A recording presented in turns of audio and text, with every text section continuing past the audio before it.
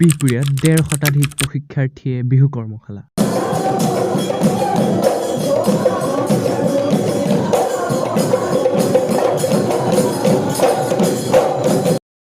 ৰঙালীক আদৰিবলৈ প্ৰস্তুতি বিহপুৰীয়াবাসী ৰাইজৰ।